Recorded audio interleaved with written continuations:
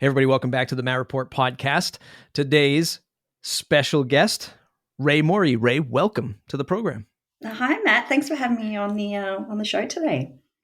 This is the hardest podcast recording for me for the year 2021 because I started to think of some topics to talk about. And then it was in my head, I was talking to you in my head as I was asking the questions. And then it became like a therapy session about WordPress news. and I'm just like, you know what? We're going to have this casual conversation about WordPress news, why you're crazy enough to do it, why you continue to do it. But I'm going to cheat. I'm going to use your bio, which is up in front of me at raemorey.com.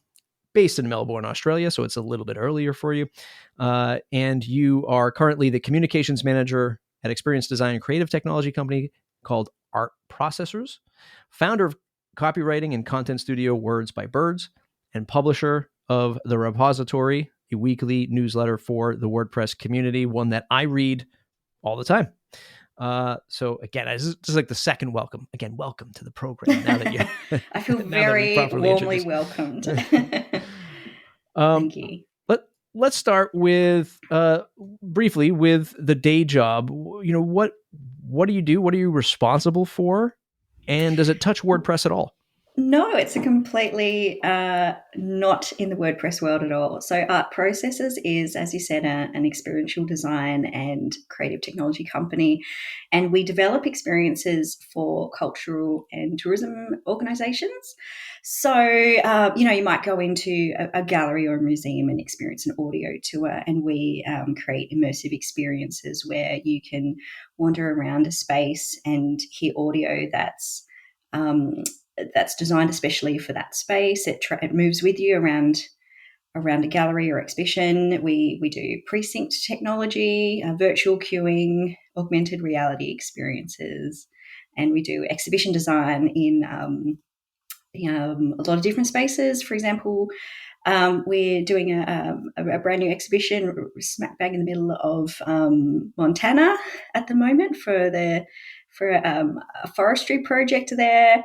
We do the audio guide for the Getty in Los Angeles. So that's an example of the kind of thing I do. For my day job there is communications manager. So I look after publicity, marketing, anything to do with words, I guess, on the website.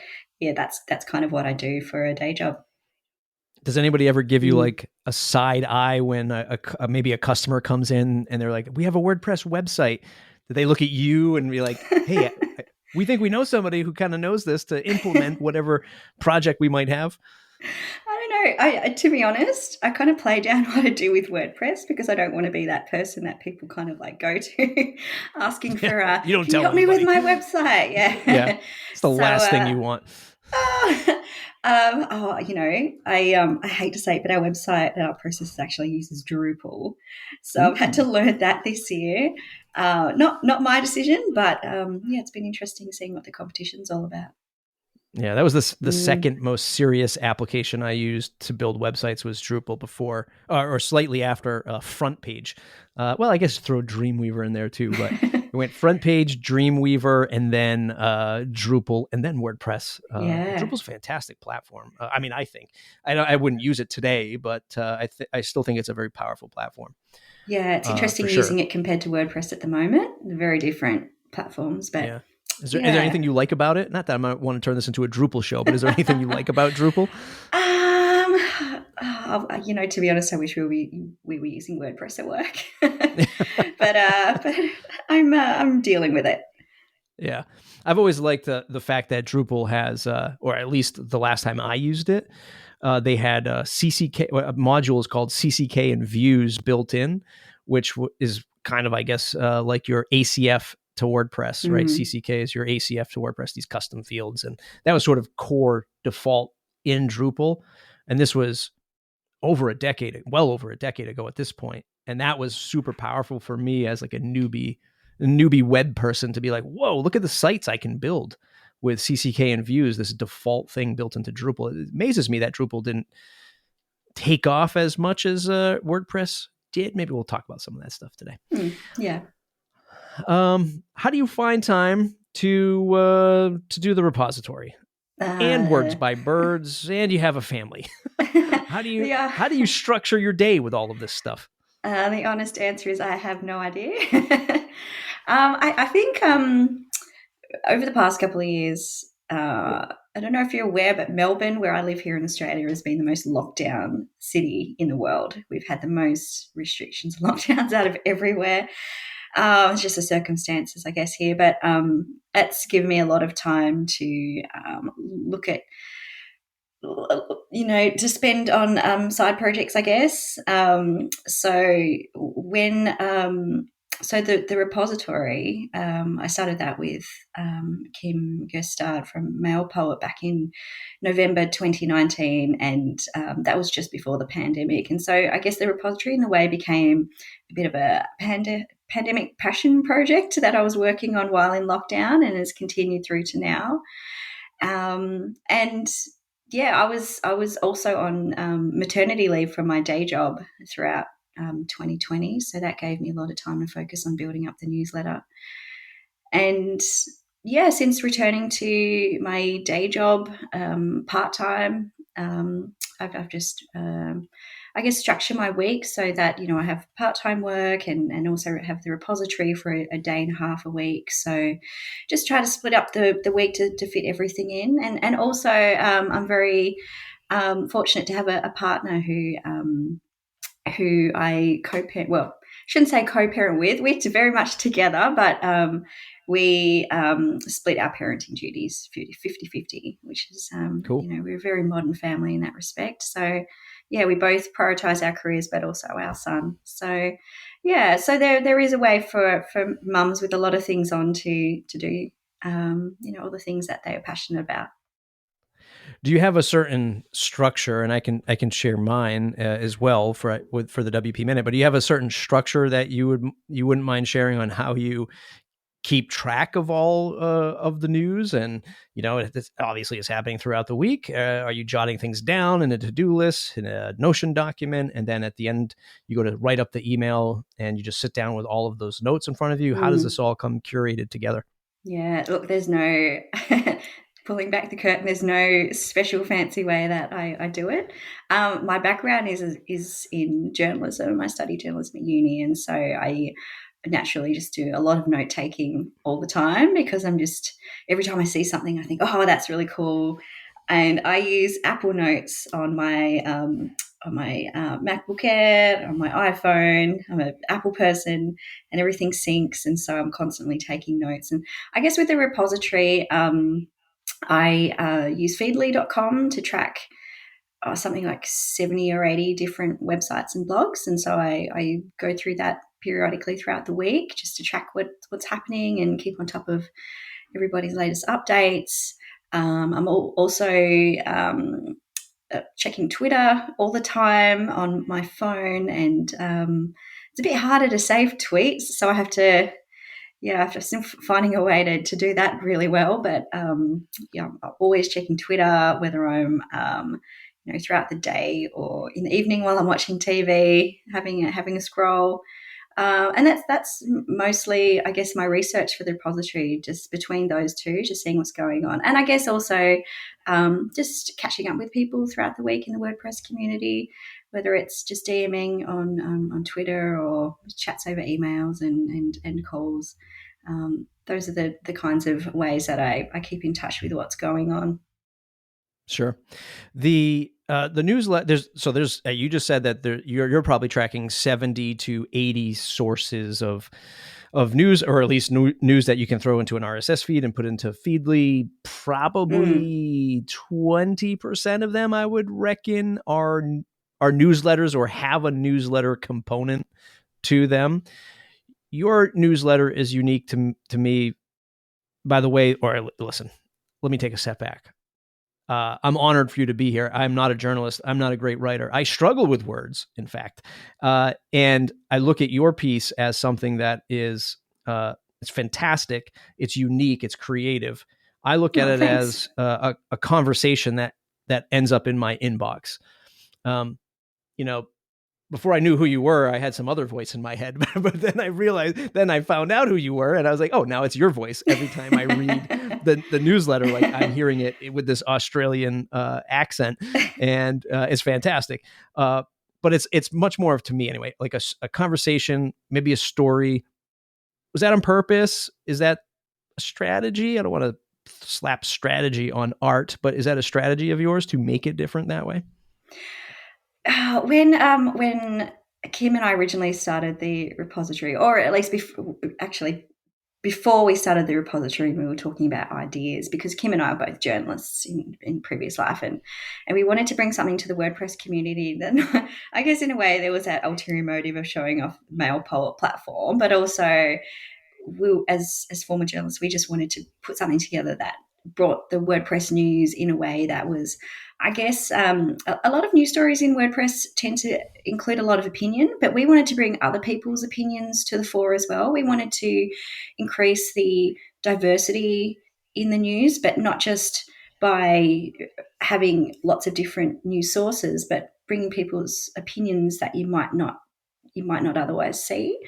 So the format that we came up with, and we still have to this day, was looking at a particular issue from a lot of different perspectives. So we like a story recently, like State of the Word. It's not just the actual State of the Word video, but lots of different blog posts and opinions from different people and what they make of the State of the Word. So you can kind of read about a news story, but also get the context of where that story fits within the WordPress world, and then varying opinions on what people thought about that. So you can get that kind of more nuanced viewpoint from different people, and have that way of understanding an issue from different viewpoints, because not everybody looks at things the same way. It's nice to kind of read something, but then understand where it fits in the ecosystem, and that's the approach that we were going for. I'm going to throw, this is a huge question, and I'll let you dissect it and define it and pull pieces out of it as you see fit. But I'm curious if you can comment. So maybe it's not even like a real direct question. I'm curious if you can comment on WordPress news, like what is, as somebody with a journalistic background, what does that really mean? Or what should it really mean? And maybe even before you answer that, can you help clarify like what a journalist produces versus, let's say, an opinion piece or a commentator might produce? Because to be honest with you, I didn't discover this recently, but for many years I was just like, oh, I don't know the difference. I didn't know that a journalist doesn't really put opinion into their piece, and there are certain guidelines that one should approach journalism with. Versus, I would say like somebody like a Kara Swisher, who's like what I would say is maybe a celebrity journalist, but no longer a journalist. I think is much more on the commentator side. For probably many different reasons. But anyway, could you help us define what journalist means to you, should mean in the WordPress space? Yeah, it's interesting because there's definitely a mix of everything in the WordPress community. I worked in newspaper journalism, and so it was very, and I guess the newspaper I worked for was very straight in that it was, news stories. You get one side, you report on one side of the debate and the other side of the debate. You make sure you have, balanced views on a topic, and you present that. And that's purely without any kind of opinion, and you try to be as objective as possible in the way that you present it. So that's, I guess, very traditional, old-fashioned, old-school journalism. That's kind of where my background is. I guess in the WordPress community, we don't really have anything. I guess the closest to that would probably be Sarah Gooding at WP Tavern. And even then, some of her pieces can have some opinion inserted here and there for her context. I mean, she's been in the community for a really long time, so her opinions I find are fairly valid. But yeah, that's not really, I guess, old school journalism as a lot of people would see it. And then you get Yeah, I think blog posts and things like that, where people are offering an opinion, that's, I wouldn't really class that as news so much as opinion, and people adding their perspectives to the debate. It's it's an interesting one in the WordPress community. We don't have a lot of news sources. A lot of people have tried to start WordPress news over the years. Um, haven't been that successful because it's not a business that is profitable, as we've seen, more broadly in the news industry, with the rise of the internet, and the fighting for advertising and paywalls, and all of that kind of thing. In WordPress, we could definitely use more news sources. The greater diversity you have with news, the more accountability businesses have to operate in this environment. The more scrutiny, the better, I think, in terms of you know businesses operating, and making sure that they're operating above board. Um, it would certainly be nice to have more news sources. It's certainly great that there are a lot of people who blog and share their opinion. Um, but yeah, I think there's definitely room for more harder news in the WordPress community, particularly over the past year, how we've had so many acquisitions, and we're going from an ecosystem full of, I guess, small to medium businesses to we've got big corporates and multinationals, I guess, like Google, that are operating in our ecosystem, and we want to keep those businesses to account, around what they're doing. And I mean, I'm not saying, like, in a way to scare them that they shouldn't be in our ecosystem, but just to people want to know what's going on, and make sure that they're operating in a fair way. Yeah. So that's I my mean, if I long-winded were answer. if I were to dig into, and now what I want to do next is sort of frame for the listener, and probably maybe even a little greedily myself, what a true, let's say, news article or piece or research might look like is with these acquisitions. I mean, even if you went to an acquisition that happened a year, 2 years ago, um, we might be checking in on, let's say, something like an iThemes. Was probably the one that I can think of, at least off the top of my head, that dates pretty far back. Big company getting picked up by a hosting company, and now Corey, who started that company, now runs Post Status. One might say, okay, let's take a look at what happened with these acquisitions in terms of employment. Are the people still there? Is the product still what it was when they acquired it? What does the price point look like? Have these, big hosting companies, which catch a lot of heat because they are big hosting companies, did they just roll it into their mega solution, and the once artisanal piece of iThemes is just gone, and it's just another toggle? It's just another toggle on the dashboard, right? Like, is that a fair assessment to say that's the kind of news that we, or journalism that we would want to see in the space, or at least maybe you would want to see in the space? Not trying to put words Yeah. in your mouth, but Yeah, I think that kind of journalism would be good. I guess uh, it's interesting because we work in a space with some really big companies, and there are lots of acquisitions going on. It's that would be interesting to see, the quality and the end product that's offered to users. Is that being maintained? As I know there's been a bit of angst with Awesome Motive buying out Pippin's, plugin Sandhills development.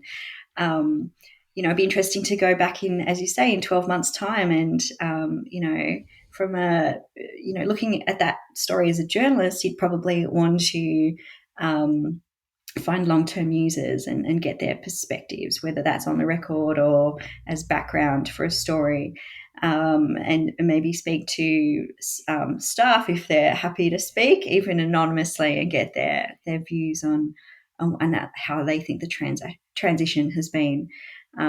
Yeah, those are the kinds of interesting stories that we're not really seeing so much. We're seeing the acquisition and the sale, but we're not really seeing I guess the journey of how acquisitions are tracking. We're not seeing what's happening to, particularly with automatic buying out so many businesses. What are happening to those businesses?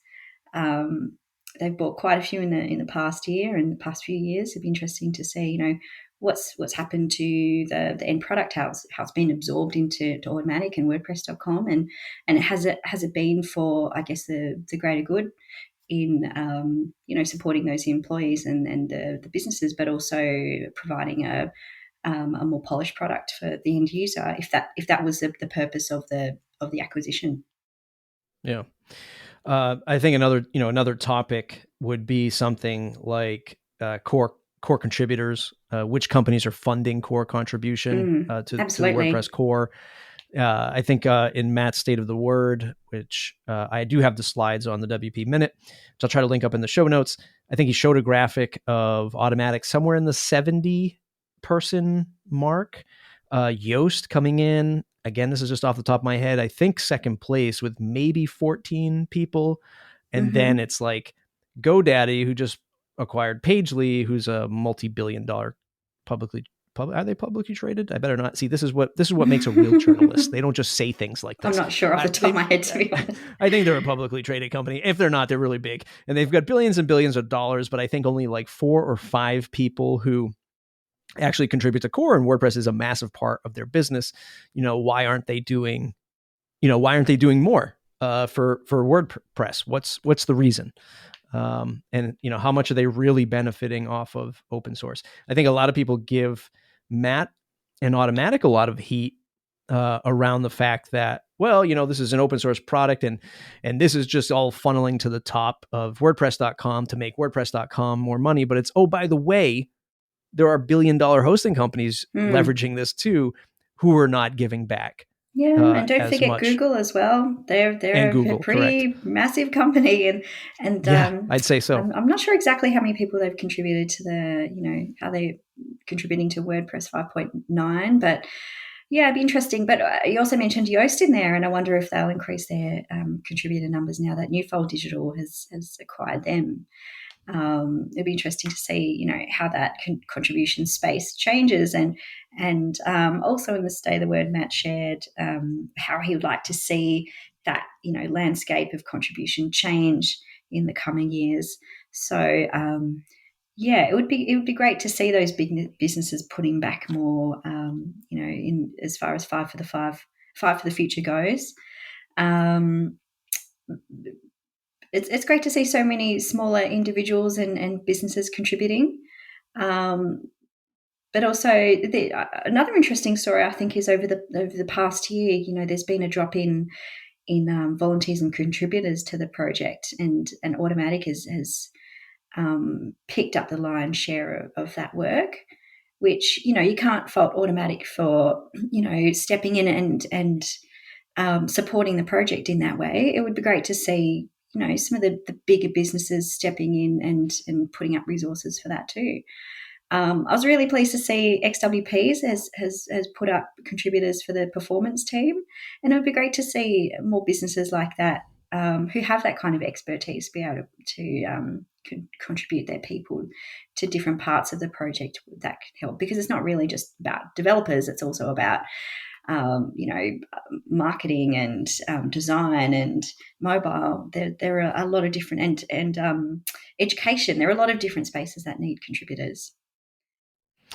And what I hope we've just done is illustrate how important WordPress news is and could be if there was more funding in the space. So how do we make money doing this, Rae? I want to pivot and talk about that a little bit, because you have the only vehicle for content you put out for WordPress is the newsletter, the repository. You're just sending out email. You're not doing a blog. You're not doing a YouTube channel. You're not doing a podcast yet. And you monetize that through sponsorship. Yeah.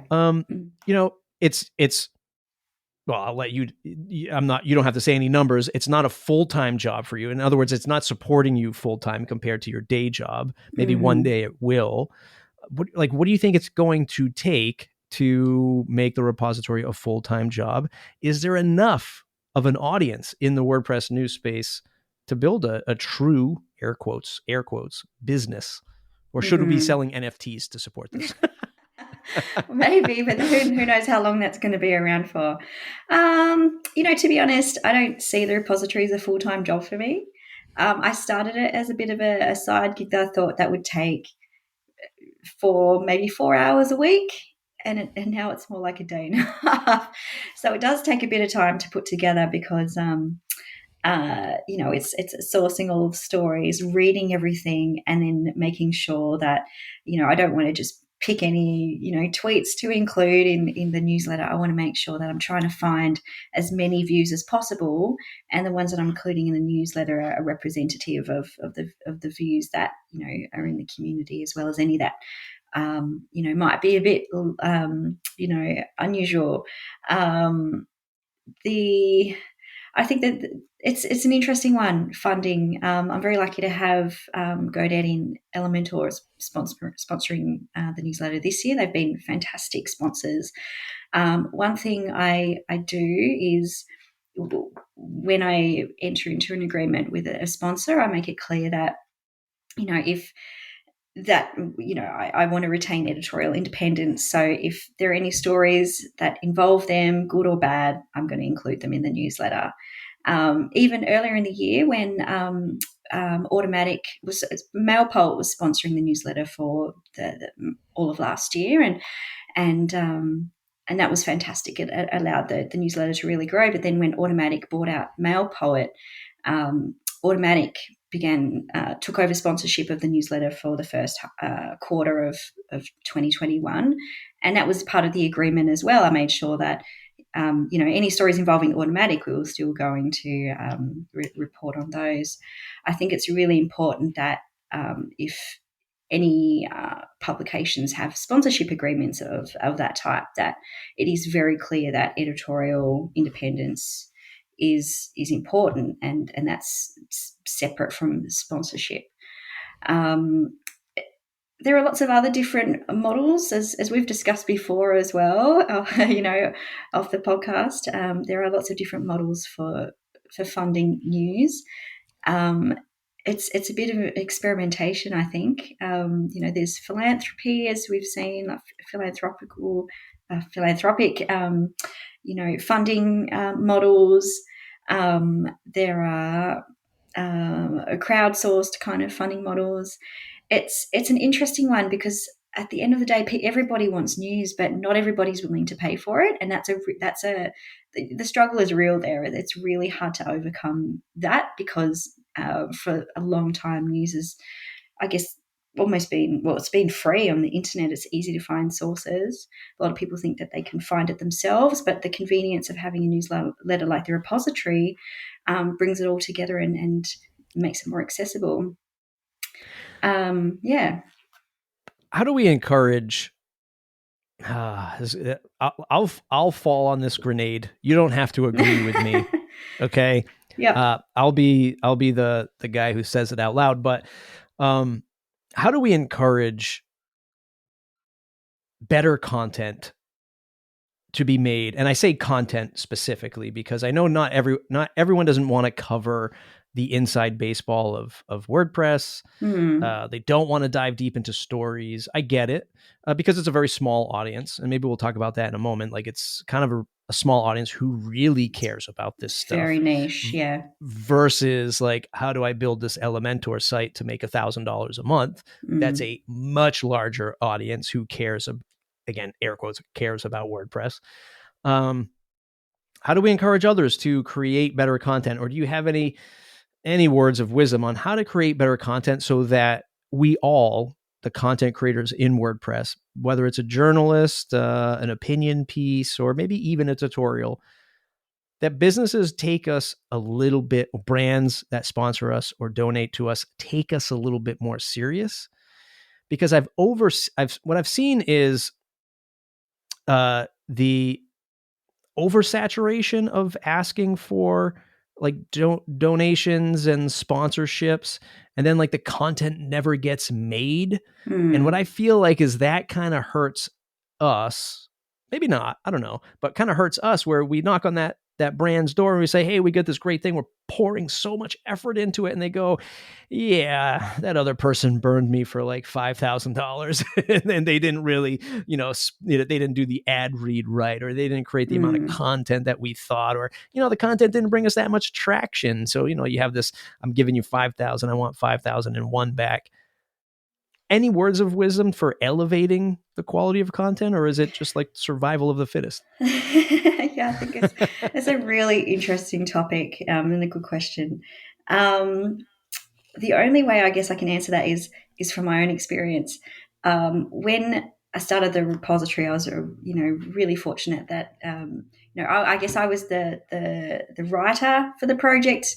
It was a collaboration between myself and Kim. So I was writing. Kim was basically bankrolling. He was running his own company, didn't have the time. So it was a collaboration between the two of us. We discussed the news and made the website, and we kicked it off with, I think, 7 subscribers. I can't remember in the first issue, not many. We got up to about 100 subscribers, and it kind of just plateaued for a while.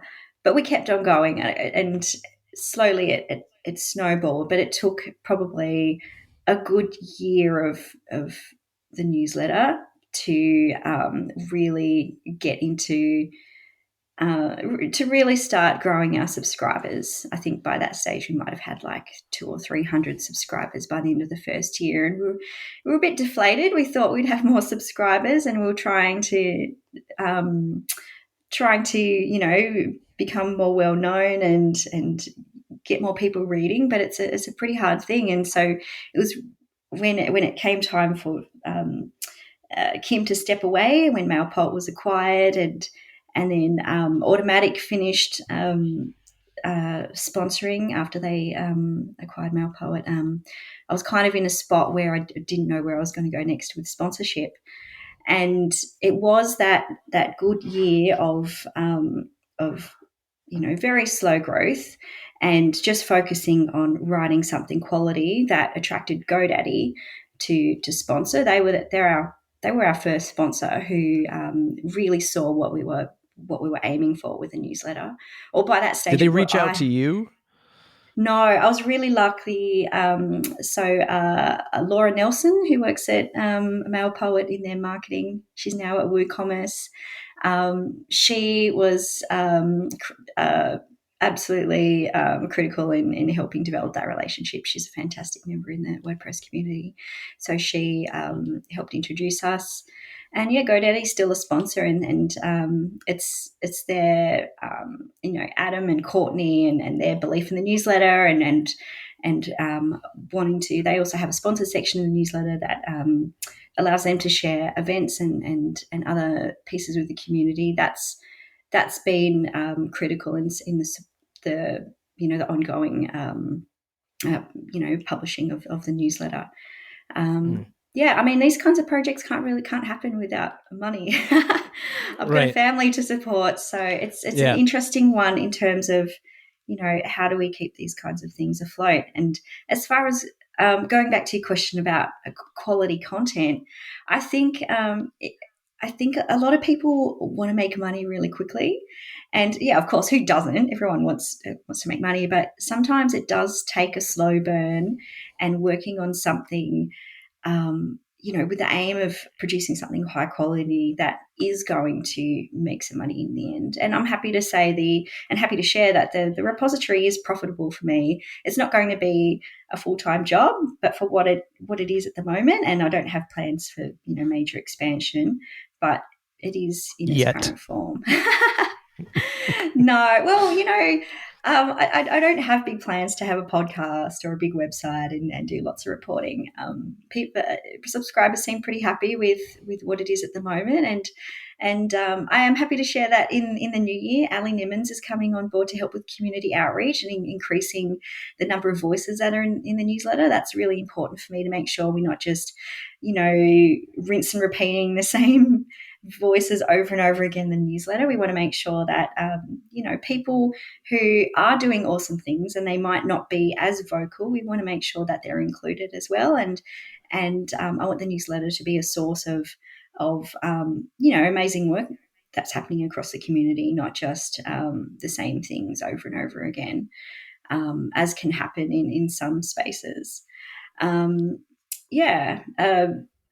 Other One of the than things one of the things that I think is a challenge is that I think what we want is we want the maybe not even average WordPress user, but maybe above average WordPress user to want to turn into the news, tune into the news, right? Because hey, maybe the above average WordPress user is an IT professional and she manages like 100 multi-sites for a university and, not in the WordPress community, but my God, wouldn't you like to know when Awesomotive buys the suite of plugins that you use, and suddenly you're like, who the heck is Awesomotive? And if I was tuning in to a news coverage, maybe somebody's doing a piece on who Awesomotive is and the background and the history, et cetera, et cetera.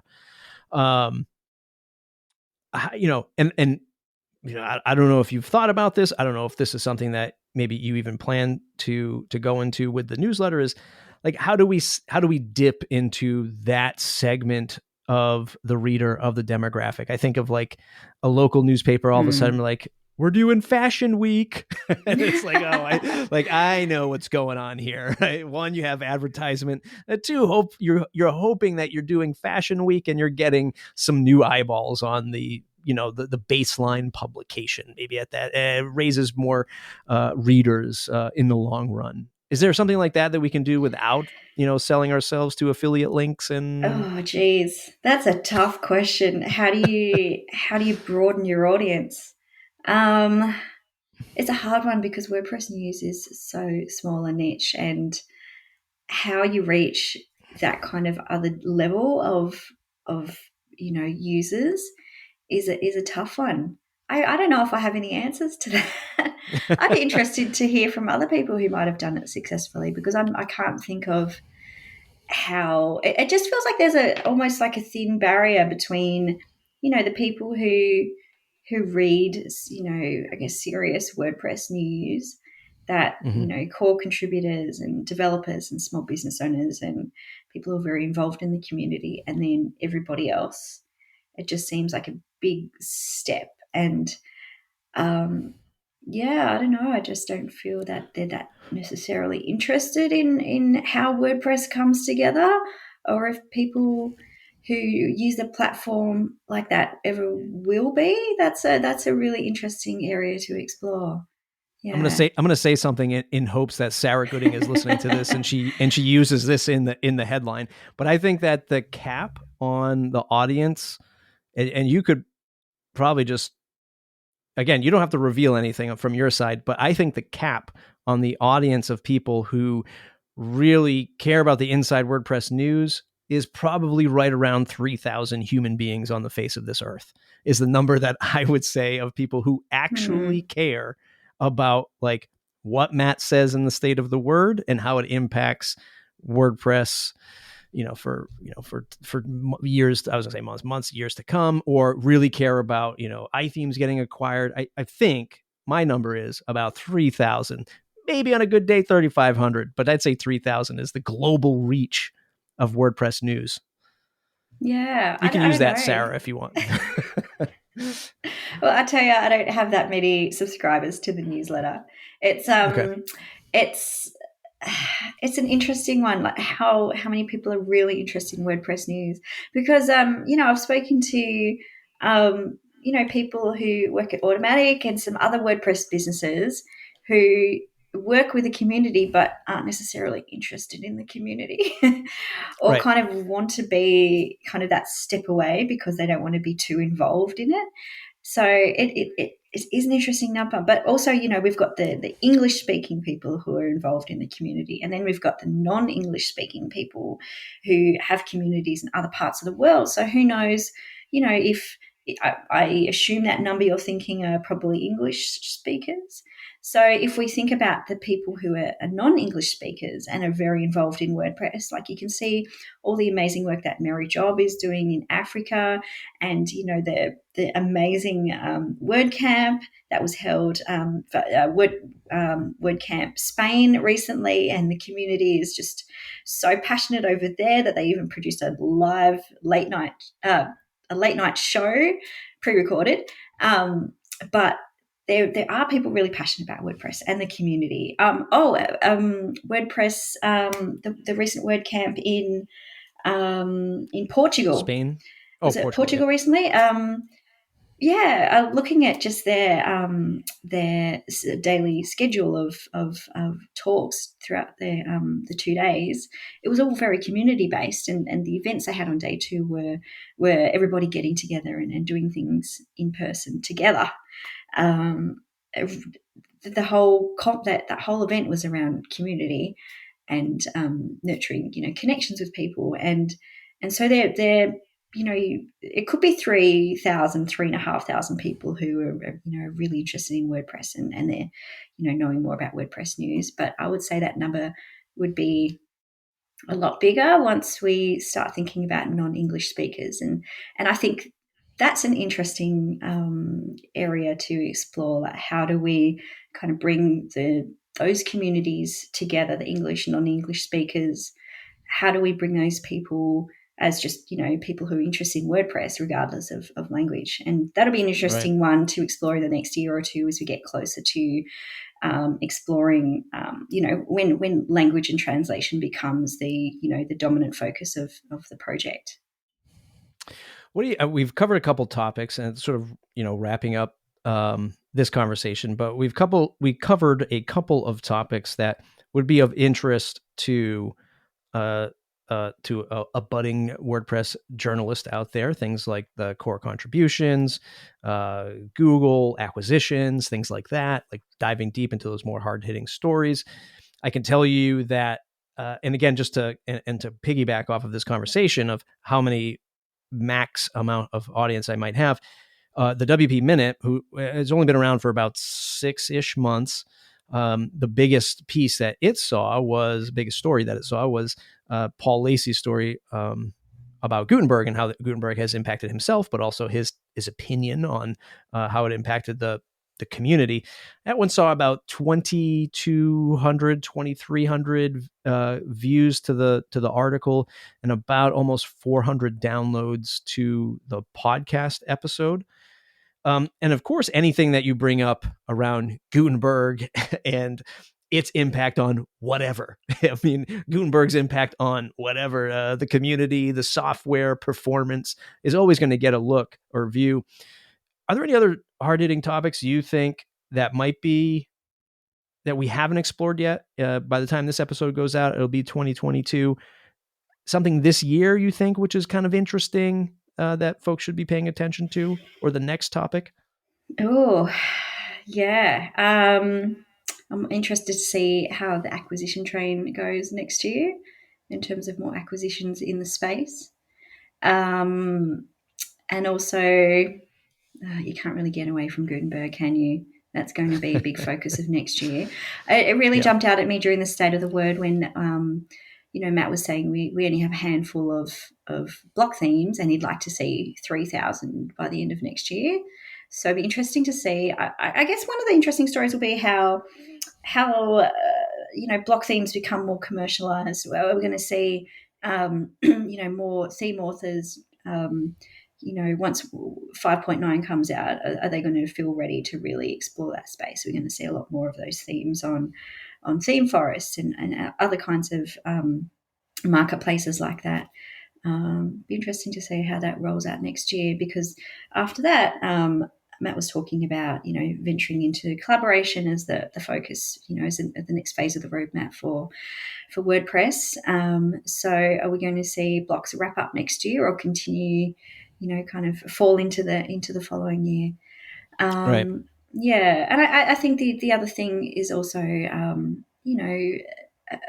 probably more seriously thinking about volunteers and contributors to WordPress. That was a big focus of the State of the Word, And with the lack of volunteers, thanks to the pandemic, that'd be an interesting thing to watch next year. Are we,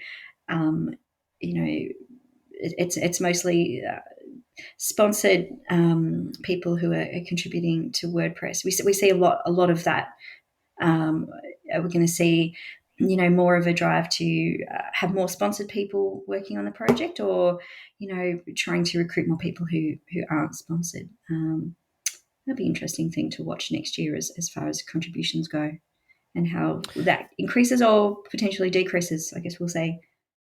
Yeah, for me, for the end of the State of the Word, I love how this turned into like a State of the Word recap brought to you by Matt and Rae. But one of the things that I found interesting years and years, maybe even over a decade ago, Matt had said that he had always looked at WordPress as the operating system of the web for the web. And when I heard that X amount of years ago, I was like, yes, this is cool. Like, this is what I like. Again, coming from Drupal with like these things I could do, made me feel really powerful. I was like, oh, WordPress is going to do the same thing. I'm going to be able to feel really powerful around this. And what I think really stuck with me is with Gutenberg. He said that Gutenberg is much bigger than WordPress. And I think that, what we're going to see is this sort of paradigm shift of looking at Gutenberg as the thing that takes over the web and not WordPress, as big as WordPress is. I think Matt sees Gutenberg being able to be everywhere, even in a non-WordPress environment, as his sort of legend. I'm sure that's the word he would use. Like that's his legend. His legacy, I think, is the word you're looking for, maybe. Legacy. Yeah. Sorry, excuse me. Legacy. He also thinks he's a legend, but that would be his legacy. And that's what's going to be interesting to me, is to see who adopts Gutenberg next, and in what context are we going to see? Would Drupal adopt Gutenberg? If you look at WordPress and Matt's strategy for so many years, is you had this like pull strategy where it's like, hey, use WordPress and pull everything into that: plugins, themes, APIs, it's custom code, etc. And Gutenberg, to me, is a thing that can get into a system and then push things out. And that's how he sort of gets everything there, because blocks now become little bits of code, which were probably like plugins back in the day, but now blocks are these ways to interject all of these code and features into bigger systems. Your refrigerator, your Ford car, right, will have Gutenberg as the interface. Oh, geez. Which is what I think is the real thing that Matt's after. Hey, that's the tinfoil hat. What a world. Gutenberg everywhere. Gutenberg everywhere. Blocks, give me all the blocks. Rae, this has been a fantastic conversation. I really can't thank you enough. I could go on for another hour, but I'm sure you're sick and tired of hearing me. Where can folks go to sign up to the newsletter and say thanks online? Well, if you're interested in joining the repository, it comes out every Friday. Go to the repository.email to sign up. Thank you so much for having me on the podcast, Matt. I've been listening for years, and it's truly an honor to be featured. No, it's a pleasure and an honor having you here as well. I also love the repository. Go sign up. The links will be in the show notes. Hey, if you want to support independent WordPress news or content, number one, sign up for the repository. And if you're a big business and you've got some bucks, make sure you knock on Rae's door to say, hey, I'd love to sponsor the newsletter. And then when you're done with her, she'll send you my way to spend $79 to join the WP Minute membership. Get your hand in the weekly WordPress news in our private Discord. Interact with folks like Rae and others who produce the show at buymeacoffee.com/MattReport. We'll see you in the next episode.